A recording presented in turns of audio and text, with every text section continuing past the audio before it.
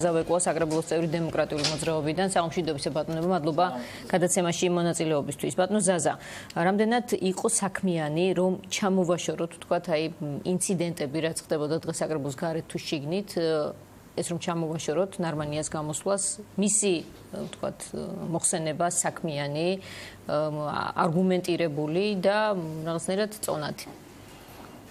მოგესალმებით, მივესალმებით თქვენს ტელემაყურებას. ნამდვილად ჩვენო ფრაქციამ სხვა ფრაქციებთან ერთად და დეპუტატებთან ერთად ნამდვილად დავაყენეთ საკითხი რომ ჩატარებულიყო რიგარე შესხდომა რათა არა მარტო საკრებულოს წევრებს არამედ დედაქალაქის მოსახლეობას მოესმინა იმ პრობლემებზე დედაქალაქის მერიის ხედვა მისი სამსახურების ხედვა რაც ხდებოდა მაგრამ მინდა გითხრათ თუ ბატონმა დავითმა თავის ჩვეულ სტილს არ უღალატა ის საუბრობდა როგორც ერთ-ერთი წარმატებული ევროპული დედაქალაქის მერი საუბრობდა იმ წარმატებებზე იმ მიღწევებზე რასაც აკეთებდა ხოლო ყველა იმ კითხვასთან დაკავშირებით რომელიც აწუხებს დედაქალაქის მოსახლეობას ნამდვილად პასუხები ვერ მოვისმინა ვერც ერთ შეკითხვაზე ვერ მიიღო ხა მაგალითად მინდა გითხრათ რომ ძირითადი საკითხი რომელიც იყო ყაზბეგის ამ ხეების მოჭრასთან დაკავშირებით მისი პასუხი იყო რომ მიმდინარეობს გამოძიება და გამოძიების დამთავრებამდე ის ვერ ჩაერევა, ვერ მიიღებს გადაწყვეტილებებს. რა თქმა უნდა, ეს არ იყო პასუხი იმასთან დაკავშირებით, რასაც მოველოდით, თუ რატომ მოიჭრა. აქ არის საუბარი იმაზე, რომ ჯერ პირველ რიგში ალბათ საკითხი ესე უნდა დაისვას, რომ ხეები იყო თუ არა მოსაჭრელი. ჯერ პირველ რიგში რომ ეს ხეები, როცა ამბობენ, რომ ეს ხეები არის დაავადებული, ჩემი აზრით, დედაქალაქის მერიაში უნდა იყოს სამსახური, რომელიც ჩვენ ყველანი კარგად ხედავთ. ერთ მხრივ არის ეკოლოგია, გარემოს დაცვა, მეორე მხრივ არის სწორედ ეს სამშენებლო კომპანიები, რომელთა ინტერესია, რომ ნამდვილად ააშენონ იქ და დადგან მაღალი შენობები. პირველ რიგში უნდა გაირკვეს, რატომ იყო დაავადებული, თუ აქამდე არ იყო და რამ გამოიწვია ამ ხეების დაავადება, ხოლო შემდეგ უნდა რა თქმა უნდა, რახან დაავადებულია, ეს არნიშნავს იმას, რომ უნდა გაიჭრას. უნდა უმკურნალოდ კაცი რომ დაავადებულია, თავს არავინ არ აჭრეს, ხო? ჯერ უნდა ჩატარებულიყო სწორედ ის კვლევა, შეიძლება თუ არა ამ დაავადებული ხეების. თქვენ ამბობთ, რომ იქ პროცედურულადაც არასწორად მიმდინარეობს ბევრი პროცესი. რა თქმა უნდა, ჩვენ ყველას გვესმით, რომ ინტერესი, ბიზნესის ინტერესი სხვა არის, როდესაც ხელს უჭრის, რომ მრავალსართულიანი სახლები წამოჭიმოს, ამ შემთხვევაში ჩვენ ხედავთ, რომ ეს ხეები არის დაავადებული, ის უნდა მოიჭრას. არა და დღეს მერმა თქვა, რომ განსაკუთრებული გარემოს დაცვის სტრატეგია შესთავაზა ამ ფაქტს, რომელიც არასდროს უნახავს და რომელიც არის ძალიან ეფექტური. იმაზე ვერ ვიტყვით, მაგრამ ყოველში რასაც ხედავთ, ჯერ იმაზე ვისაუბროთ და ერთსაც დავამატებ. დიახ, ნამდვილად ამაზე არის საუბარი და მეორე კიდე რა თქმა უნდა დიდი კითხვის ნიშანია ეს ხეები საერთოდ ზოგადად იყო თუ არა დაავადებული და თუ იყო კიდევ ეს უნდა შეგვეცალა. ამასთან დაკავშირებით ვერაფერი მოვისმინეთ.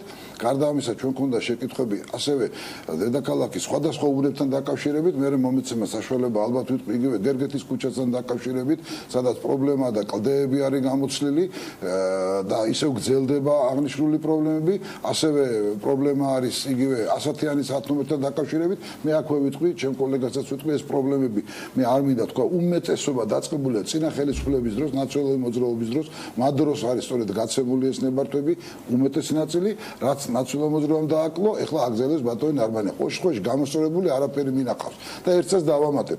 ის რაც ბატონმა ნარმანიამ უთხრა ირაკლი აბესაძეს, რომ სწორედ თქვენ დროს არის კოეფიციენტი მეტი მიცემული 8-8. წინააღმდეგ შემთხვევაში ხეები არ მოიჭრებოდა. ანუ თუ კოეფიციენტი არ მოემატებოდა, ესე იგი ხეები არ იყო მოსაჭრელი, ხო? თუ დაავადებული ხეები იყო, მაინც უნდა მოჭრილიყო. ანუ შესაბამისად შეგვიძლია ამოვიღოთ ის ჩანაწერი, თქვა კონკრეტული ეს ინტერესი და მოთხოვნა შეხვდა ერთმანეთს. ესეც უბრალოდ აქ არის მოდი ავიღოთ აქ არის სხვა რამეზე ამ შემთხვევაში სხვა რამეზე ვსაუბრობ. აქ არის ინტერესი ბიზნესის, აქ არის ინტერესი ფულის დაინტერესება არის და მე მინდა გითხრათ რომ არა მაქვს აი ეს განცდა რომ პირადად ბატონი ნარმანია რაღაცა კერძო და ბატონი ნარმანია ვერ მერობს ისე როგორც უნდა იყოს და მე დარწმუნებული ვარ სხვადასხვა კაბინეტში ეს დაიგეგმა მე უბრალოდ სხვა რამეზე გავამახვილე ყურადღება იყო თუ არა ეს ხეები მოსაჭრელი ბატონი ნარმანია თვითონ უპასუხა როდესაც უთხრა შე რომ არა ბატონი თქვენი ხელმოწერით რო არ ყოფილიყო კოეფიციენტი გაგილიო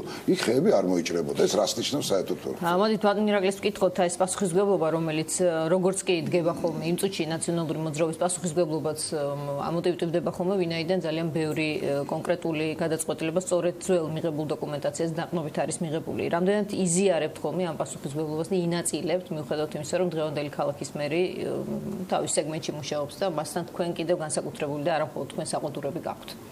კიდევ ერთხელ მოგესალმებით, მივესალმებით ტელემაყურებელს. პირველ რიგში უნდა აღვნიშნო, რომ ნამდვილად დღეს დავით ნარმანია თავის ინიციატივით არ მოსულა საკრებულოში, ეს იყო ერთიანი ოპოზიციის ძალისხმევა და დავით ნარმანიამ უნდა კარგად შეიგნოს და გაიაზროს, ეს არ არის რომელიმე ცალკე აღებული პარტიის პრობლემა, ეს არის საზოგადოების პრობლემა, ეს არის ყველა ოპოზიციური პარტიის პრობლემა თითქმის და იგი იგიძულებული გახდა მას შემდეგ რაც შევაგროვეთ ჩვენ 13 ხის ხელმოწერა, მოსულიყო საკრებულოში და გაეცა ძალიან აქტუალურ და მწვავე კითხვებზე პასუხი. თუმცა იმის ნაცვლად რომ ელაპარაკა კონკრეტულ თემაზე, კონკრეტულ საკითხებზე, გამწვანების საკითხებზე, რაღაცა პატარა სპექტაკლი დაგვიდგა, არ ვიცი, ელაპარაკა აბსოლუტურად გაუგებარ საკითხებზე, თითქოს ხელი მოაწერა ეგ რაღაცა გაუგებარი მუშაჯგუფის შექმნას, წარმოადგინა რაღაც მწვანეყტიანი გამწვანების სტრატეგია, ელაპარაკა თითქოს რომ რაღაცა გამწვანების სამსახურის რეორგანიზაცია უნდა მოხდეს, მინდა შევახსენო საზოგადოებას, რომ უკვე მესამე წელი დაიწყო, რაც დავით ნარმანია უკვე ამ ქალაქის მერია და არაერთხელ შეიცვალა ქალაქის მთავრობა, არაერთხელ შეიცვალა იგივე გამწვანების საქალაქო სამსახურის უფროსი, მას ამ ყველაფრის გაკეთება 2 წლის წინათ შეეძლო და შესაბამისად თუ რაიმე გასაკეთებელი იყო, ამ ადამიანს მანამდე უნდა გაეკეთებინა. რაც შეეხება პასუხისმგებლობის საკითხს, ჩვენ არანაირ პასუხისმგებლობას არ გავურბივართ. თუ რამე იყო გაკეთებული ცუდი წინა წლებში და რა თქმა უნდა, ყველაფერი კარგი არ ხდებოდა. სამწუხაროდ ესეა, რომ იდეალური მთავრობები ალბათ არ არსებობენ.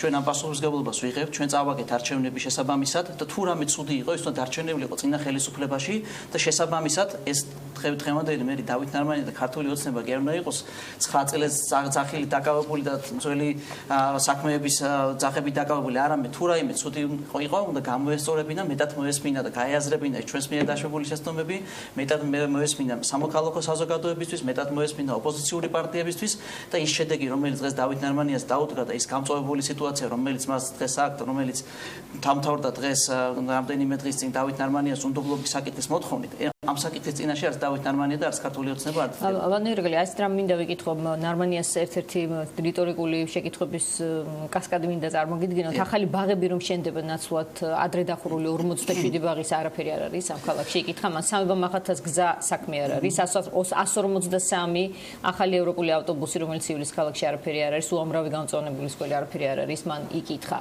არაფერი არ არის. მე მინდა რომ ეს თქვენ კითხოთ, როგორც ოპოზიცია, რას უფასებთ ამ მერს? თუ აქვს მას რაიმესეთი გაკეთებული, თუნდაც აი ამ ჩამონათვალის მიხედვით, რაც დასაფასებელია. ეხლა დემაგოგი უნდა იყო ადამიანური თქვა, რომ ყველაფერი ცუდი ხდება ამ ქალაქში, თუმცა აი მოდით გავყვეთ, ბიუჯეტი შედგება 10 ნაწილისგან, 10 პრიორიტეტისგან. სათითაოდ გავყვები, მოდით ძალიან მოკლედ ამ 10 საკითხს ვეთქვი და თუ რომელიმეშიდან საზოგადოება იტყვის, რომ ჩვენ არასწორად ვიძახით და დემაგოგობთ, რომელიმე საქმე გაკეთდა და ამის გამო არ უნდა გადადგეს, ეს გადაწყვიტოს ჩვენმა სამოქალაქო საზოგადოებამ. პირველი პრიორიტეტი ბიუჯეტის მიხედვით ეს არის იგივე საგზაო მიმართულება. ჩვენ ყველა ხედავთ, რომ ორმოებიც კი ვერ ამოავს ამ ადამიანს, ისევ და ისევ საცობებია და საგზაო მიმართულება ვერაფერი ვერ მოწესრიგდა და ვერაფერი წინ ვერ წავიწიეთ. მეორე ეს არის ინფრასტრუქტურული მიმართულება და თუ ვინმე მეტყვის, რომ ავარიული კორპუსების მიმართულება წინ წაიწია, ან ინფრასტრუქტურის მიმართულებით რაიმე დიდი ძვრები იყო, ან რომელიმე შეჩერებული პროექტი განახდა, რომელიც დავით ნარმანიამ შეაჩერა, შემოვლითი რკინიგზა იყო, ხიდი იყო, კი ბატონო, მაშინ ვიტყუებით. მესამე გამწვანების მიმართულება და გამწვანებასთან დაკავშირებით მილიონი ხეს ტრაგიკომედიად იქცა და 560,000 ხე დავრგება, მაგრამ სამაგიეროდ გახარებული მათ შორის ასე ამბობს. კი ბატონო, ვერ გაიხარა და არის საუბარ რამდენი ხე მოჭრა იგივე წანეცი შინდისის გზის დროს 500 ხე ერთხელ მოჭრა 700 მეორეჯერ არის საუბარ ვაკესაბურთალოს ახალ გზასთან დაკავშირებით რო დარგო ხეები და გახმა არის საუბარ ყვავილები რო დარგო და მისი მორწყვა დაავისდათ. მეოთხე მიმართულება ეკონომიკა, ხო? ეკონომიკასთან მიმართულებით თუ ვინმე მეტყვის, რომ ამ ქალაქში მდგომარეობა მოქალაქეების გაუმჯობესდა და რაღაც ახალი ბიზნესები შეიქმნა და მოქალაქეებს ამ მიმართულებით უკეთეს სიტუაცია აქვს, მაშინ ესე იგი ვიტყუებით, ერთადერთი რაც ვწახეთ ეკონომიკაში ეს იყო მარგიშვილის შექმნილი ცენტრი და მისთვის დახარჯული 1,200,000 ლარი, სხვა ვერაფერი. მეხუთე ეს არის ბინათ მესაკუთრეთ ამხანაგობა.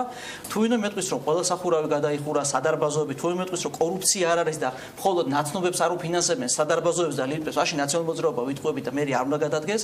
მეექვსე ეს არის ჯანდაცვა და სოციალური მიმართულება. საიდანაც შეგახსენებთ, რომ ადამიანებს უარს ეუბნევიან 100-ლარიან და 200-ლარიან წამლების დახმარებაზე, სამაგიეროდ პროკურორის შვილის პარიზში ცხოვრება დააფინანსეს და თუ ეს ტყუილია, მაშინ დავით ნარმანია არ უნდა გადადგეს. მეშვიდე მიმართულება ეს არის განათლების მიმართულება. ძალიან კარგია, რომ ბაღები შენდება და რა თქმა უნდა აშენდეს. აგერ ბატონო ვადასტურებ, კარგია და უნდა აშენდეს. თუმცა რატომ არ ეძახის მაშინ დავით ნარმანია, რატომ თქვა უარი ჩვენ შეთავაზებაზე, რომ ყოფილიყო ბაღების ვაუჩერიზაცია და რატომ რჩება დღემდე ათასობით ბავშვი ბაღების გარეშე? რატომ არის დარჩენილი? რატომ არის ტენდერთან დაკავშირებით, იგივე კორუფციული სქემები და რამდენიმე დღეში ამასთან დაკავშირებით გამოვაშკარავეთ ჩვენ ერთ-ერთ სერიოზულ კორუფციულ სქემას, როგორ მიიღო ერთ-ერთმა კომპანიამ, როგორ იღებს უკვე ხელშეკრულების მომზადებაზე მეტი საუბარი დაახლოებით 32 მილიონ ლარს. რატომ არაფერს იძახეს გათავისუფლებულ ბაღის გამგეებზე და გათავისუფლებულ თამაშს? მერვე მიმართულება კულტურა, სპორტი, ახალგაზრდობა, დანგრეულ სპორტულ მოედნებს ხედავთ. ფაციფუჩი კულტურის სამსახურს ტრაფარეტი უნდა გააკეთებინა და ერთი ადამიანი არ აღმოჩნდა, ვინც გადაიკითხავდა უბრალოდ და ეს არ გამორჩებოდა. მეცხრე ეს არის უსაფრთხოება მერიის და ძაღლების მონიტორინგი, ცხოველთა მონიტორინგის სააგენტო და მხოლოდ 5% იხარჯება ბიუჯეტის ძაღლებზე და ცხოველთა მონიტორინგზე, რაც უნდა იყოს და მეათე თვითონ ეს არის მერიის სტრუქტურის დაფინანსება, მხოლოდ პრემიები, მხოლოდ დანამატები, კორუფციაში ჩართული. გასაგებია, ჩვენ დავით ნარმანია გვეყოლება, მე ვეცდები რომ მას ამ ყველაფერზე პასუხები ვთხოვ, ბატონო იზიარებთ აი ამ პათოს, რომელიც მოვისმინეთ ახლა ჩვენ ნაციონალური მოძრაობის წარმომადგენლებს. ნაწილობრივ ვიზიარებს სწორედ იმ პასუხებს, მაგრამ აქვე მინდა უთხრა, რომ ესე კარგად და სხაპასუხით რომ დედაქალაქი ემართათ, ამ დღეში არ აღმოჩნდებოდა ნაციონალური მოძრაობა. უამრავ რამისიც მოახერხეთ, რომ ზოგიერთი ბაღები გაასხვისეთ, ისიც მოახერხეს, რომ ბოდიში და ერთხელ ჩაგეჭრებით და მეც არ შეგაწყვეტინებ თქვენი არ ჩაგჭრივარ. ბოდიში აი ბაღებთან და ბოდიშს გიხდით და მართლა არ შეგაწყვეტინებ ბატონ ზაზა, რაც შეეხება გასხვისებულ ბაღებთან დაკავშირებით, ბატონ ნინო, არაერთხელ ახსენეს ეს გასხვისებული 47 ბაღი. მე მინდა გითხრათ, მზად ვარ, მე როგორც ერთი რიგითი ოპოზიციური დეპუტატი ნაციონალურ მოძრაობიდან, ხვალმე წაკვეთ, შემოვიაროთ 47 ბაღი და რამდენ ბაღში ცხოვრობს აქედან იძულებით გადაადგილებული პირები, თქვა და თუ დანაშაულია ის, რომ ბაღები დაიხურა, იმიტომ რომ არ იყო კვება ნორმალური შესაძლებლობები ბავშვები და ამის გამო დევნილებს და იძულებით გადაადგილებული პირებს გადაეცა. ეს თუ დანაშაულია დავით ნარმანია დანაშაულად გვიქრის ამას, რომ დევნილები ცხოვრობენ იქ, მაშინ ამაზე ვცვიდოთ პასუხს. თქვით ბატონ ზაზა, ხო, მაგრამ ეხლა უბრალოდ ძალიან დიდი მადლობა პირიქით რომ უპასუხეთ, თქვენთან უპასუხეთ იმას, რომ სწორედ ის არგუმენტი გაამართლეთ, რასაც მე ვამბობდი.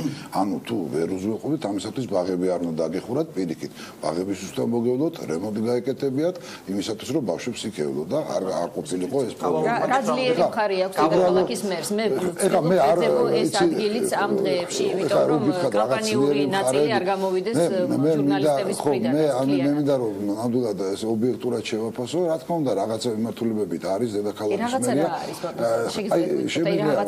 ხო, აი იგივე მინდა გითხრათ, რომ ჯანდაცვის კუთხით გაცილებით როგორც ქვეყანაში არ ფინანსდება, აგერ ამბობს ოპოზიცია. ვერ დავეთანხმები, ნამდვილად ვერ დავეთანხმები, ისევე ის ნამდვილად ვერ დავეთანხმები ჯანდაცვის კუთხითაც შემიძლია გითხრათ, რომ დღევანდელი მერია გაცილებით უფრო გახსნილია. მაშინ თუ დამოკიდებული იყო სწორედ მერიის ჯანდაცვის ხელმძღვანელზე, რომელსაც მართლაც შემიძლია გითხრათ, რომ მე ოშკოჩი არ ვიცნობ აპირებას, მაგრამ ყველა მადლიერი იყო. ეხლა ეს არ არის პიროვნებაზე, დიახ გაწარავაზე, ყველა მადლიერი იყო. ეხლა ეს არ არის ესე, ეს არის უკვე ორგანიზებულად, ისე რომ ფაქტიურად დედაქალაქის მერიაში მინდა გითხრათ, რომ ძირითადი უმეტესობა ნამდვილად იღებს ამ დახმარებას. ბატონ ზაზა, მე მაინტერესებს თემა კორუფცია. ჩვენ ვინახავს ესე ცნობილი შემთხვევიდან მოყოლებული ჯოტია ბუდოკიას შემთხვევა და შემდეგ რამდენიმე კონკრეტული შემთხვევა გვინახავს, როდესაც დაკავებულან ადამიანები კორუფციის ფაქტების გამო. მე მაინტერესებს თქვენ რა გსმენიათ? არის თუ არა ეს უკვე სისტემური ხასიათის მერიაში? მე შემიძლია გითხრათ ერთი რამე, რაზეც საერთოდ ყოველთვის ვამახვილებდი ჩვენ ყურადღებას. უკვე 2 წლის მანძილზე დედაქალაქის მერიაში იყვანენ ადამიანს კორუფციის ბრალდებით, რომელსაც ამ საქმის გაკეთება არ ხელეწიფება. მან თუ არ შეაწუხა სხვა სამსახურის ხელმძღვანელები. ანუ ადამიანი გთამს იღებს იმაში, რასაც თვითონ ვერ გადაწყვეტას, ვერ გააკეთებს. ამიტომაც ვიძახი. სადღაც მიდის ეს თანხა ლოგიკურად. ანუ ესე იგი არავინ ფაქტი ხარ, რა თქმა უნდა, უამრავი პატიოსანი და კეთილსინდისფერი ადამიანი მუშაობს მერიაში, მაგრამ ილანძღება ამად გამო ყველა. არ შეიძლება ადამიანმა აიღოს გთამი იმაში, ეხა რასაც ვერ გააკეთებს, რო არ ჩაერიოს 2-3 სამსახურის უფროსი. აი ეს არის ყველაზე დიდი პრობლემა. ეხლა დღეს ეს კორუფცია, რა თქმა უნდა, ჩვენ ვახსენეთ ხა ტენდერები ახსენა და ჩვენ მქონდა უამრავი საკითხი დასმული ტენდერებთან დაკავშირებით, ერთმანეთთან მოლაპარაკებთან დაკავშირებით, ეს მქონდა ეს როგორც გამწვანებაში ადრე წინა ხელმძღვანელობის დროს, ეხლაც მქონდა იგივე შესყიდვების სამსახურთან